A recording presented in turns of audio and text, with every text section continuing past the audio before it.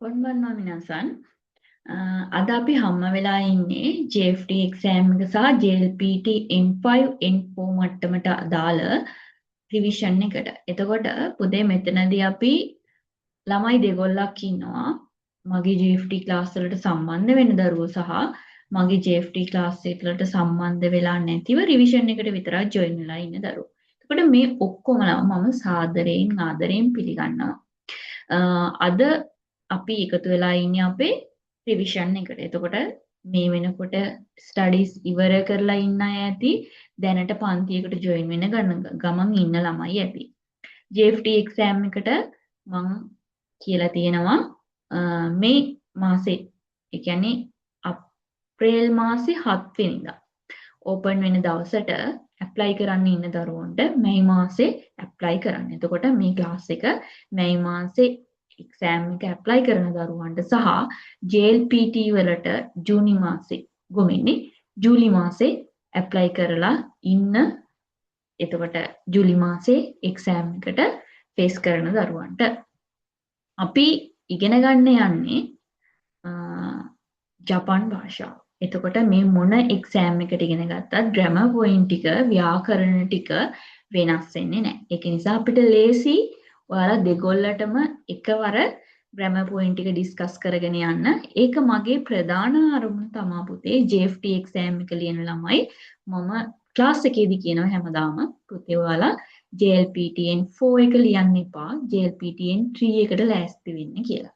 එතකොට ඔයා JFT exam එක ලිව්වත් JLPT N4 එක ලිව්වත් ඔයාලගේ දැනුම එක හා සමානයි. පොඩි ග්‍රැමර් පොයින්ට් ටිකක වෙනසක් තියෙනවා. ඒක ගැටලුවක් නෑ අපිට. JLPT N3 එකට ලෑස්ති වෙන්න පොඩිවත් ප්‍රශ්නයක් නෑ ඒකට. එතකොට අපි මොකද කරන්න ඕනේ? JFT එක්සෑම් එක ලියන කට්ටියට මගේ ක්ලාස් වලට සම්බන්ධ වෙන ළමයි දන්නවා. මම ඔයාලට JFT එක්සෑම් එකට අදාළ ග්‍රැමර් පොයින්ට් ටික විතරක් නෙමෙයි. ඔයාට ඒ ග්‍රැමර් පොයින්ට් එකට අදාළ JLPT N4 මට්ටමට අදාළ ග්‍රැමර් පොයින්ට් ටිකත් මම කරලා තියෙන්නේ. පාඩමට අදාළ ග්‍රැමර් පොයින්ට් එක හම්බුනපුවහම මේක මේ විදිහට විතරක් නෙමෙයි පුතේ. ඔයා මේ දේවල් ටිකත් ඉගෙන ගන්න ඕනි කියලා මම ඔයාලට JLPT N4 මට්ටමට එනකම් ඔයාගේ දැනුම මම හදලා තියෙන්නේ.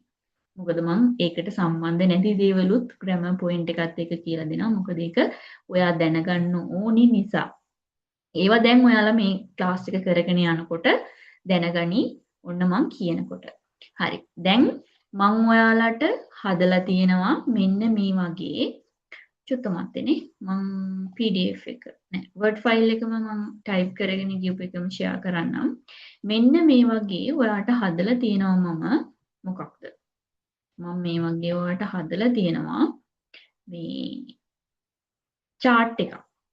මේක ඔයාට තියෙන්නේ මම JFT එක්සෑම් එකට අදාළව ඔයාලට උගන්වන ග්‍රැමර් පොයින්ට් ටික සහ JLPT N4 සහ N5 මට්ටමේ ග්‍රැමර් පොයින්ට් ටික තමයි මේකේ තියෙන්නේ. එතකොට මෙතනදී මම බලන්නකෝ ඔයාලගේ ග්‍රැමර් පොයින්ට් ටික එක තැනකට අරගෙන තියෙනවා. එතකොට ඔයාලගේ පොතේදී තනින් තන හම්බ වෙච්ච ග්‍රැමර් පොයින්ට් එක හා සමාන ඒවා එක තැනකට අරගෙන ඒ ටික මම ඔයාලට එකවර කියලා දෙනවා. එතකොට ඔයා JFT එක්සෑම් එකට අදාළ වර්ක්ෂීට් එක කරලා නැත්නම් මින්නෝ නිහොංගු පොතට අදාළ ශුකුදයි පොත කරලා නැත්නම් ඔයාලට මේ PDF ටික මම දෙනවා. ඊට අමතරව අදාළ PDF ටිකක් මම දෙනවා. ඔක්කොටම මම PDF ටික හැමදාම ඔයාලගේ group එකේ දාලා තියෙනවා. ඒක නිසා කාටවත් PDF ටික නැති වෙන්නේ නැහැ. ක්ලාස් එකට join වුණත් නැති වුණත් ඒ ටික ඔයාලට හම්බ වෙනවා.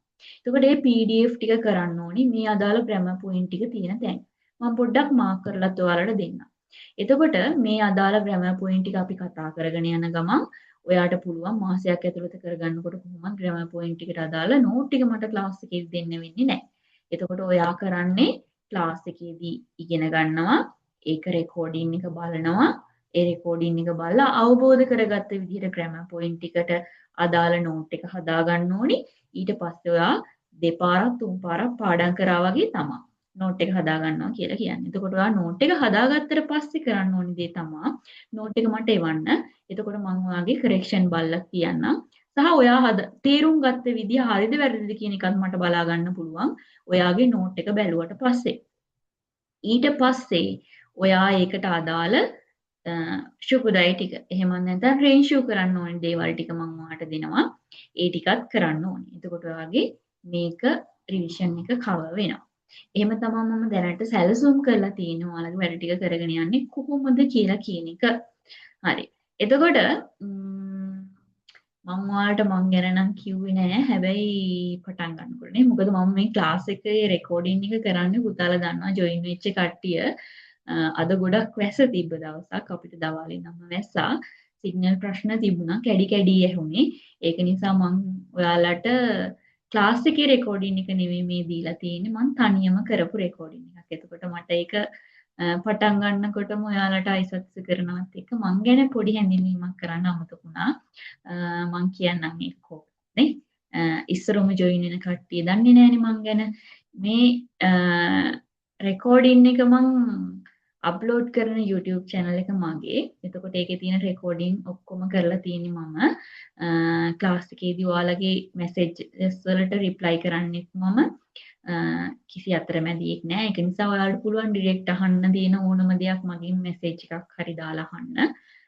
එතකොට මේ YouTube channel එක මගේ. ඔයාලට පුළුවන් මේකේ තියෙන අනිත් වීඩියෝස් ගැන බලලා මං ගැන අවබෝධයක් ගන්න. මම උගන්වන විදිහ ඔයාලට තේරෙනවද නැද්ද කියන එක. මං කෞශල්‍ය චතුරංගනි. මම මේ වෙනකොට N3 මට්ටම පාස් වෙලා N2 මට්ටමට ඉගෙනගෙන ජැපනීස් ටීචින් ඩිප්ලෝමා එකක් කරලා ඉන්නවා. ඔයාලට උගන්වන ගමන්ම තමයි මේකත් කරේ. ගොඩක් සපෝටිව් ස්ටුඩන්ට්ස්ලා ටිකක් මට හිටියා. ඒක නිසා මම ඒගොල්ලොත් එක්කම වැඩ ටික කරගෙන ගියා.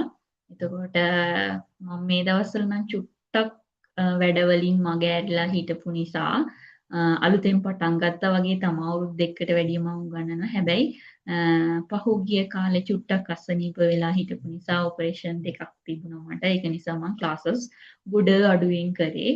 ක්ලාසස් වල ළමයින්ට ගොඩක් ටිකක් ඇක්ටිව් මදිව හිටියා මම. ඒක නිසා දැන් ප්‍රශ්න ඉවරයි. දැන් මම ආයෙත් පටන් ගන්න තියෙන්නේ. ඒක නිසා ඔයාලට ඉදිරියේදී YouTube channel එකේ ගොඩක් වීඩියෝ බලා ගන්න පුළුවන්. ඔයාලට සපෝටිව් වෙන විදියට ප්‍රශ්න පත්‍ර එතකොට ගොඩක් දේවල් කරන්න බලාපොරොත්තු වෙනවා. ඒක නිසා අපි ඉස්සරහට සහයෝගයෙන් වැඩ කරගෙන යමු.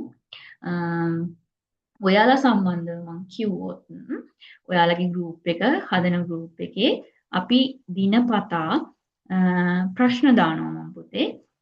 එතකොට ඒවට ඔයාලා වෝට් කරන්න ඕනි. හරි වැරදි උත්තර ටික බලලා චෙක් කරලා. ඊට පස්සේ මම දවස් අවසානයේ ඔයාලට ඒ ප්‍රශ්නෙට අදාළ ඩිස්කෂන් එක. ඒ කියන්නේ ඔයාලට මේක තේරුම් ගන්න පුළුවන් වුණා නම් හරි බැරි වුණා නම් හරි ගැටලුවක් නැහැ. හැබැයි ඔයා වෝට් කරන එක අනිවාර්යයි. ඔයා උත්තරයක් දෙන එක මට අනිවාර්යයි. ඔයාලගේ උනන්දුව මත තමයි මේ ප්‍රශ්න දෙනවද නැද්ද කියන එක මම තීරණය කරන්නේ. ඔයාලා සද්ද නැතුව group එකේ ඉන්නවා නම් ඔයාලට ටික ටික මගෙන් වෙන දේවල් අඩු වෙයි. මොකද ඔයාලා ඇක්ටිව්ව ඉන්න තරමට මගේ උනන්දුව වැඩි වෙනවා. මොකද සාමාන්‍යයෙන් අපි දෙයක් කරනකොට අනිත් පුද්ගලයාගේ උනන්දුව මත අපි කරන දේ එන්න වැඩි වෙනවද අඩු වෙනවද කියන එක රඳා පවතිනවා. ඒක නිසා ක්ලාස් එකේ යන ගමන් මන් දෙන ප්‍රශ්න වලට උත්තර දෙන ගමන් මම ප්‍රශ්නේ උත්තර දුන්නාම ඔයාලට ඒ ප්‍රශ්නෙට විග්‍රහ කිරීම.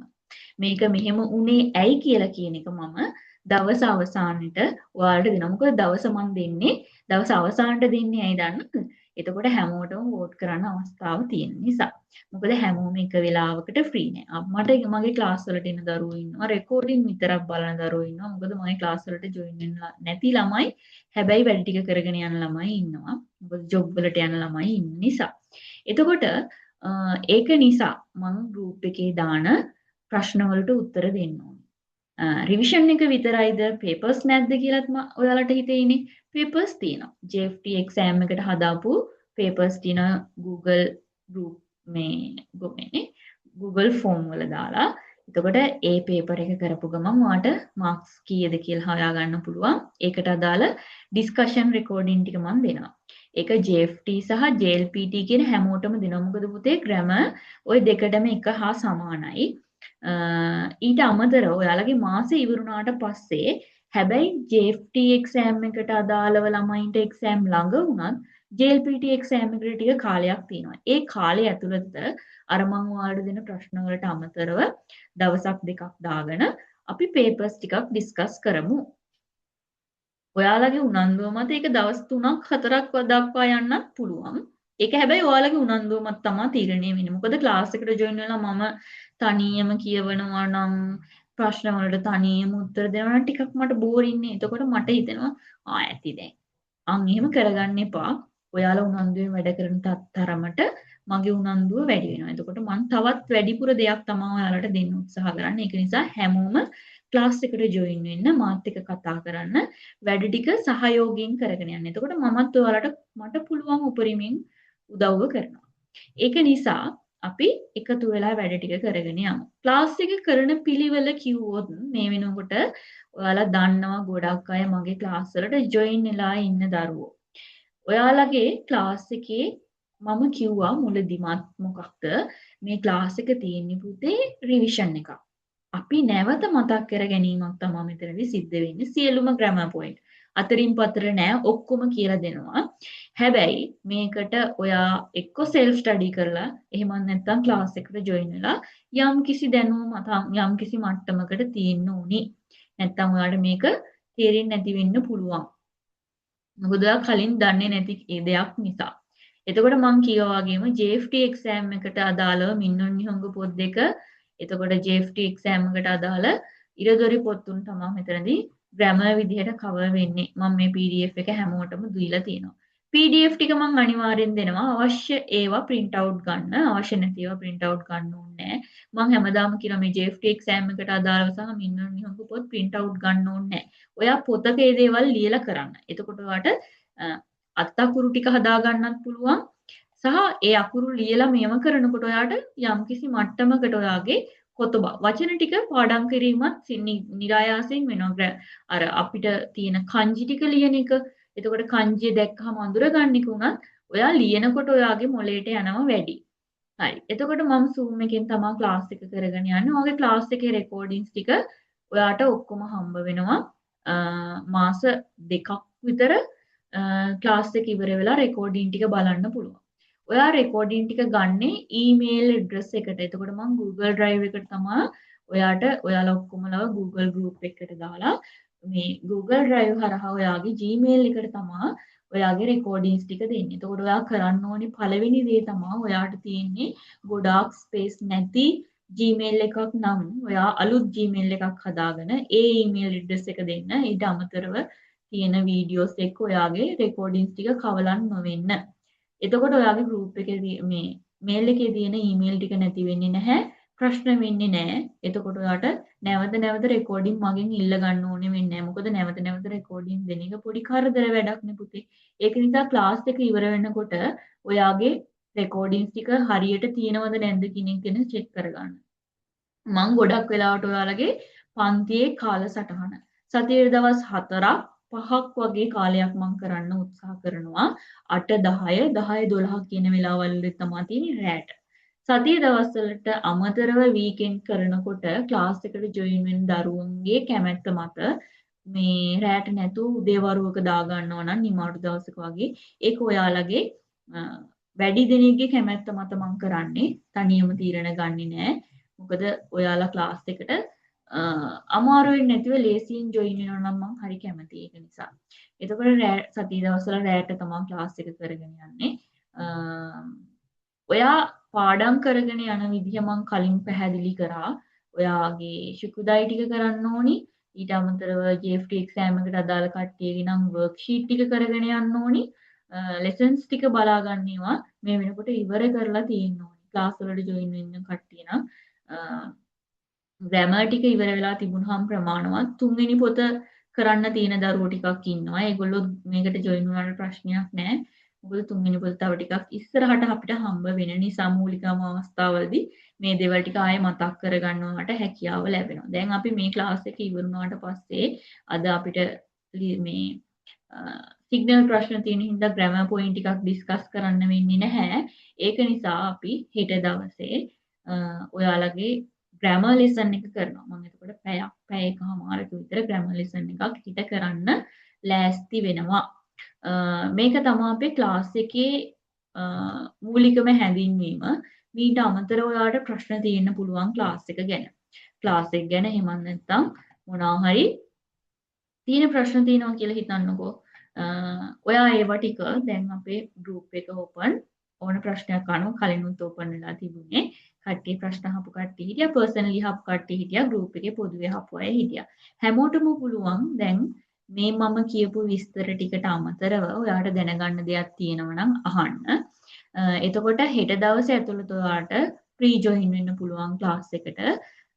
ඊට පස්සේ හෙට කියන්නේ සෙනසුරාදා දවසක්.